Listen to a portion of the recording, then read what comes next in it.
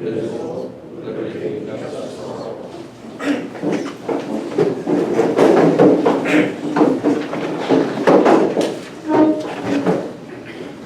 So, we're all here for public hearing tonight, so I'll read the notice. Please take notice that the town board, the town of Athens, shall hold a special meeting and public hearing on September 23rd, 2019 at 7 p.m. local time at the Athens Village Fire Department Hall, 39 3rd Street, Athens, New York, 12015, to hear all interested persons on proposed local law number 2 of 2019 entitled A Local Law to Amend the Town of Athens Zoning Map. The purpose of the local law is to rezone approximately 375 plus or minus acres currently zoned agricultural and rural residential to bring a majority of the proposed 100 megawatt Flint line solar facility site, along with some adjacent properties within the mixed-use commercial zone. The area proposed to be rezoned is generally bound by the town of Coxsackie line to the north, Schoharie Turnpike, and a mix of rural and mixed-use light industrial and light industrial 2 properties to the south. The CSX railroad corridor and agricultural properties to the east, rural and open space properties to the west, and is bisected by Route 9W and the existing high voltage transmission corridor with a mix of agricultural, residential, and mixed-use properties. Please take further notice that copies of said proposed local law part 1 of the full environmental assessment form and proposed amendment zoning map are available for review at the Town Hall, 2 First Street, Athens, New York, 12015.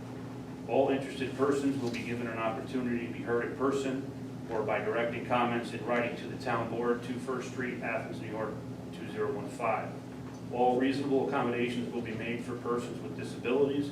In such a case, please notify the town clerk in advance at the above address or by phone 945-2430. Such arrangements can be made. By order of the Town Board of the Town of Athens, dated September 3rd, 2019. Linda M. Stacy, Town Clerk, Town of Athens. Yep. So we need a motion to enter the public hearing. Yeah, right there. So Mike made the motion.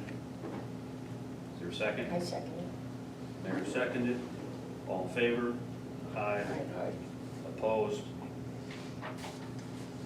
All right. I put rules of conduct on everybody's chair. Since there's really not that many people here, I'm not going to go through them. I'm just going to assume that everybody read them. So we're going to start. I have 2 people listed here to speak, so once they speak, if somebody else would like to speak, they can. And the purpose of this public hearing is strictly zoning changes, nothing about the project as a whole. So the first person on the list is Tammy Hall.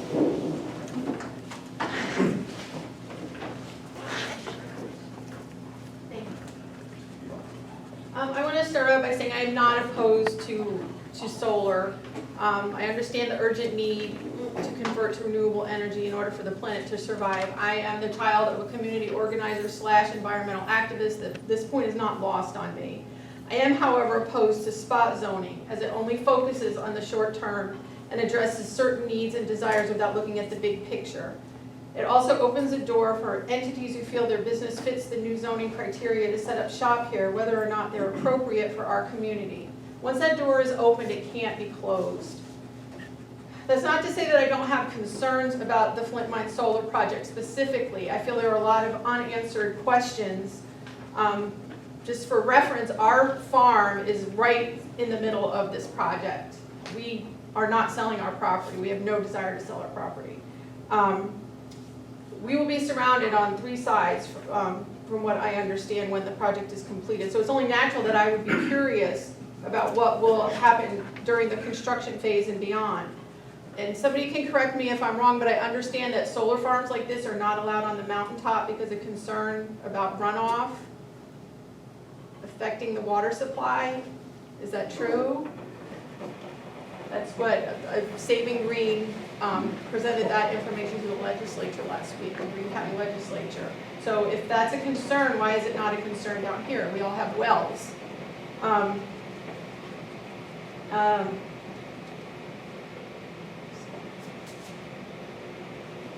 road, County Route 49, is a curvy country road. It's not appropriate for trucks. Can we expect excessive truck traffic during the construction phase of this project? And if so, if the road is damaged and wear and tear, does that mean that Green County taxpayers have to pay for repairs to the road? How is it going to impact tourism? I really don't see people piling in the car to come to Athens to look at miles and miles of solar panels. How will this project impact the wildlife in our area? In the past 2 weeks, there have been 2 serious accidents at the intersection of 9W and Schoharie Turnpike. One was a fatality. Will Athens be able to accommodate the additional traffic associated with this and future projects? Athens and Coxsackie are being inundated with these solar projects. We have to ask ourselves why. And in the long term, how will this and future projects allowed under a new zoning designation impact our community? Athens is and always has been a small town farming community, and changing the zoning to allow any commercial industry to set up shop in Athens will bring about irrevocable change to our community, and not all of it will be good. My neighbors who are eager to sell their property will argue that they have that right, and I don't dispute that. I agree, they have the right to sell their property. But as someone who does not want to sell my property and who wants to maintain my quality of life, I have rights too. And I and every resident of Athens have the right to honest information about this and any other projects that come to our community that are going to impact our way of life and the home we love. Everybody can get what they want. We can reach a compromise, but we need you guys, who are elected officials, to make responsible decisions and to ensure that strict regulations are in place and that questions are answered to mitigate any negative effects that this and future projects bring to the community, and that Athens remains a beautiful, small farming town that we all love. I only ask that you consider the consequences, short and long term, of any changes to local zoning ordinances. Thank you.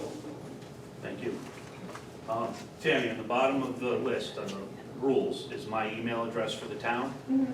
You can email your comments there, or any of your questions there. A lot of the things that you brought up, I don't want to see them been addressed 100%, but a lot of those have been addressed through stipulations between us and Flint Mine, which is outside of the scope of the zoning, but a lot of those things have been addressed. Flint Mine's been coming to our meetings for 2 years. I mean, Patrick Doyle's there almost every meeting, so and he's always available for questions. So definitely get your questions to us, and we'll propose them to him. But like I said, some of the things as far as traffic, road use, things like that, are things that we already addressed with them.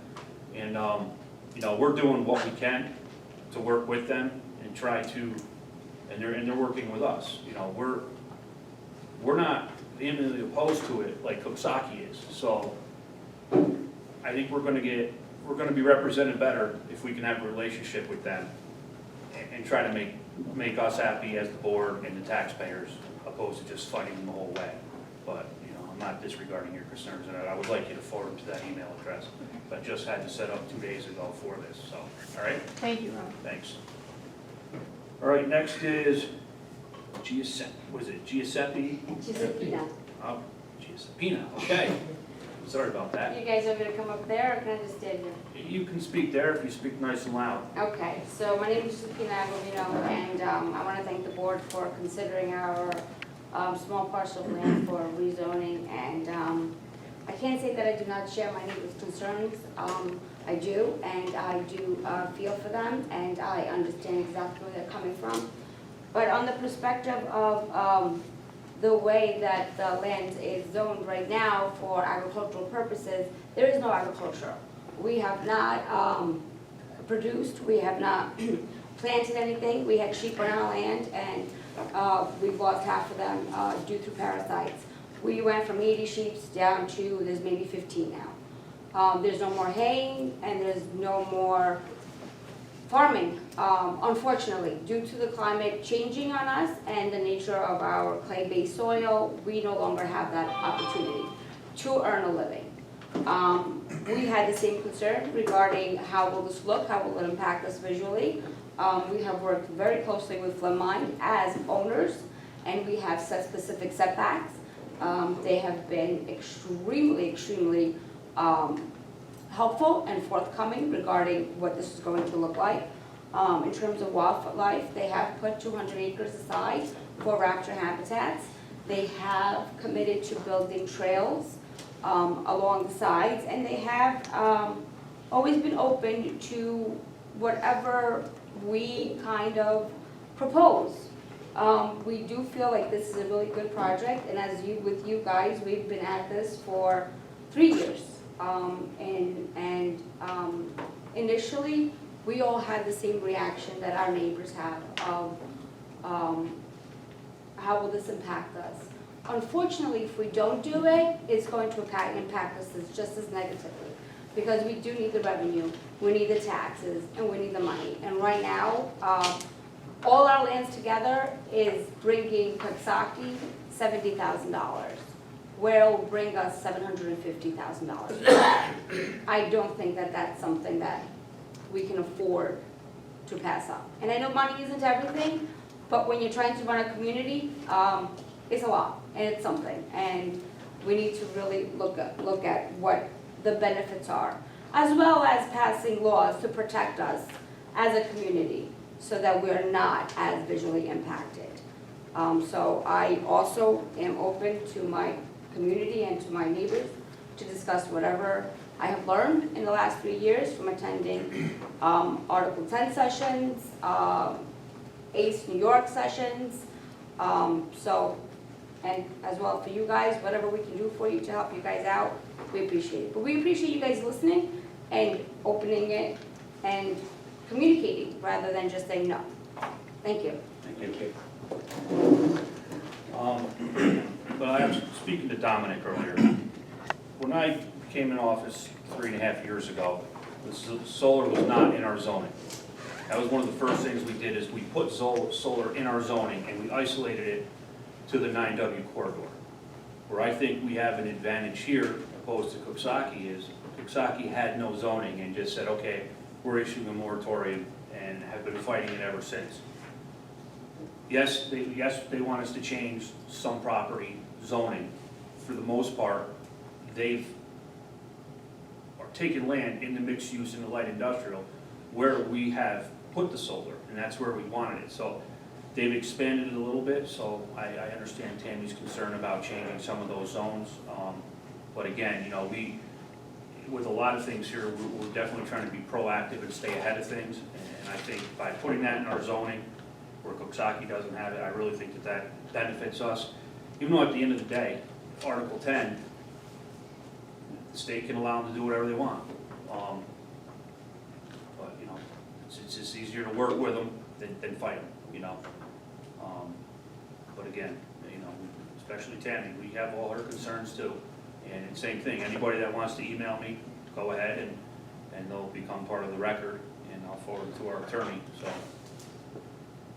does anybody else want to speak? I thought I was all the way at the end of the list. What's that? I thought I was all the way at the end of the list. You are at the end of the list. I'm not on the list, because I just signed. Do you want to speak? Yes. All right, well, you're number 3, so you are at the end of the list if no one else wants. Well, there's a sign-in sheet there, but I took it, Oh, so I had it. No. So we need you to state your name for the rest of Diane Mitchner, also known as Dandy, a resident of the village of Athens since 2008. Love having moved to a small town from the big city. Totally understand people's concerns about what this may do, but want to go on the record saying I am a strong supporter of the solar program of Point Line. A lot of the objections that I hear, I think are, you know, easily calmed. You know, it's like I've heard people say, oh, it's so loud. They're not noisy. I can think of a lot of things you could do with the land that would be a lot noisier or uglier, or, you know,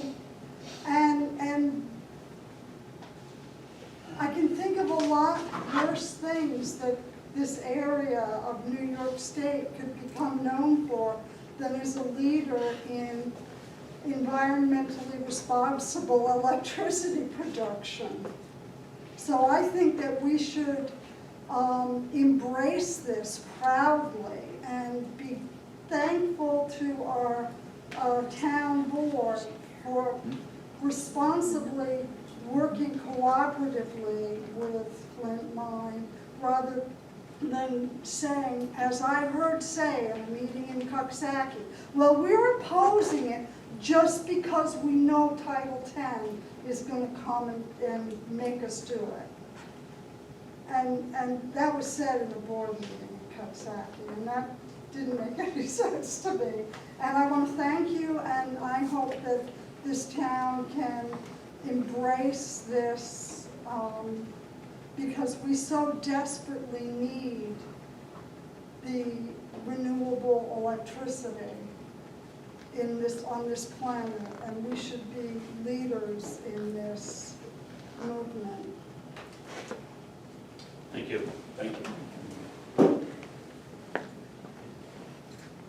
All right, so does anybody else like to speak at this time? I'm gonna start with her back. You got her hand up first? Hi, I'm Mary Christine Garvey. I live in the village of Athens, but I live in Sleepy Hollow. So I just feel compelled. I've been there about 30 years. And I think this is an extraordinarily wonderful project which will help to stabilize our watershed. And some people may know we're impacted by blue-green algae, and our land values, our property values will be hurt unless we stabilize the soil, which the solar projects will do. There will be less runoff, and I think there's only probably 2 working farms, but at least in one case, there is negligible impact from the farm on Sleepy Hollow in the watershed. But in the other case, this may help to slow down that farming activity and keep it away from the stream that feeds and the streamlets that feed the lake. So this is going from being a town that's known for prisons and prisons that are in the news for their inhumane activities. This is going between Coxsackie and Athens to be a wonderful, harmonious place for the environment. And I believe Flint Mine, when they talk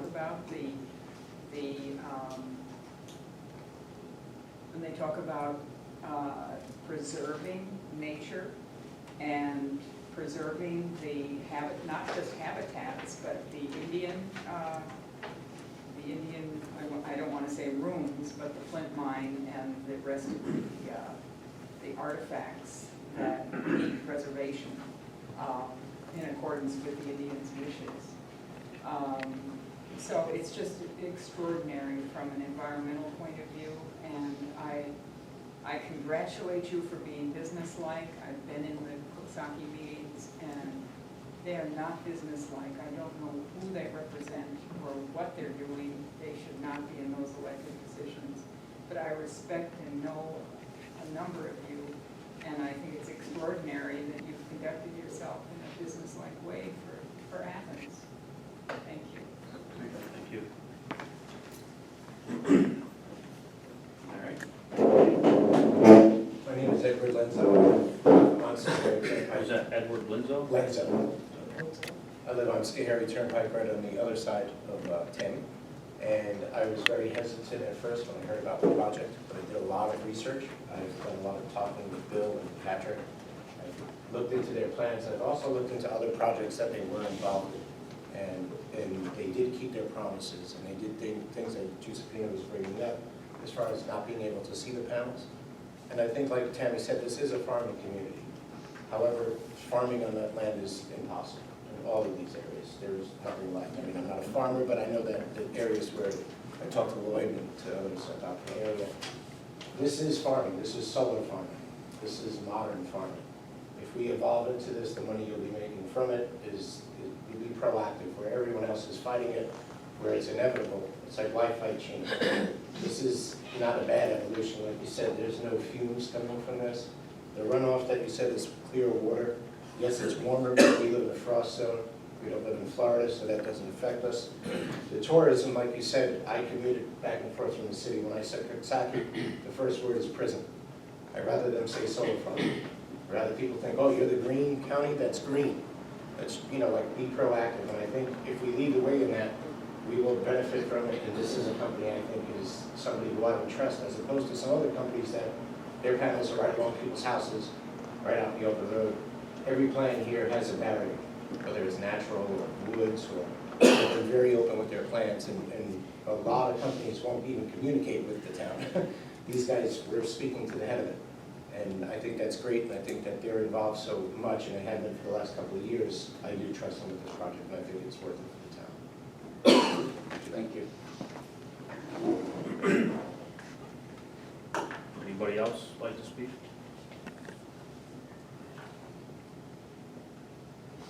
No one else? Tammy, I just want to address one thing you talked about, and that was they can't be on the mountaintop. I don't know if that's true or not.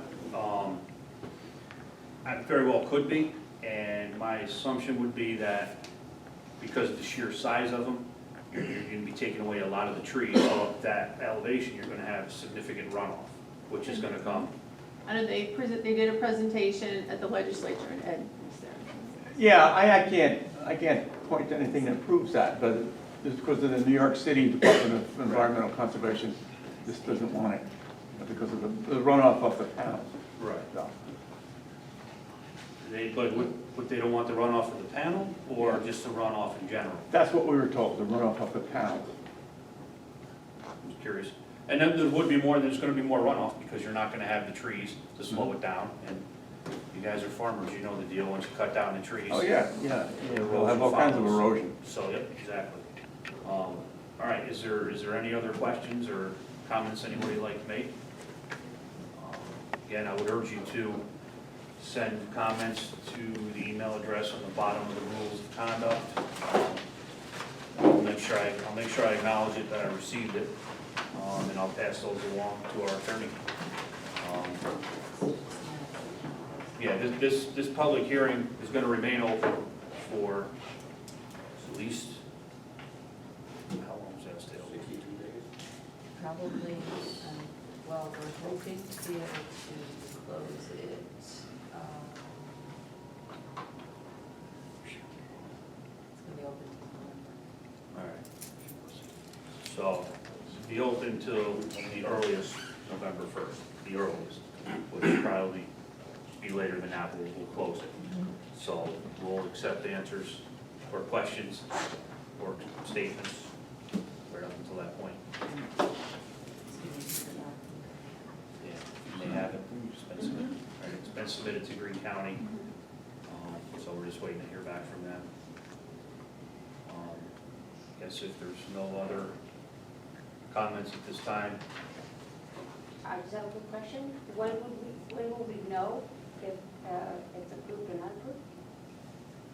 So we have to keep the public hearing open because everything has to be submitted to Greene County for their comments. We're going to do seeker at the next town board meeting, which is October 7th. And actually, we've submitted everything to the county, but we have to complete seeker and send that in as well. Their next meeting is October 16th. And we're hoping that we will then hear back from them for the November 5th meeting. So it would be at that point that the town board would actually, that they could hold a second public hearing on the local law itself. They could close it that night and adopt it the same night. So, you know, when we've been speaking with Flint Mine, we've been trying to keep this on the schedule so that basically it's the beginning of December that everything will be finalized on. Awesome. Thank you. Okay? Thank you. So I know that those aren't exact dates or anything, Oh, no, but it's that's not what a we're, general. So it's really, we're at the end of September now, but we're hoping to have it all completed by the December 2nd meeting, where, you know, everything would be finalized and a local law would be adopted at that point, if, you know, provided that's what the town board decides. Thank you. So, if anyone has any more comments? I guess we'll take a motion to.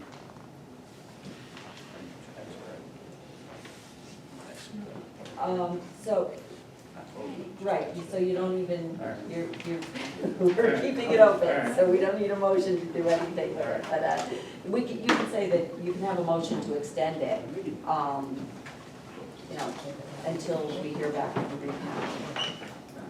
So it stays open. It stays open till then. All right, so I guess the only other thing I have is, I'm gonna send out a mailer, this has nothing to do with this. I'm gonna send out a mailer, so everybody has it, but, I believe October 26th is the day we have scheduled for the town village cleanup day, which is be out at the highway garage.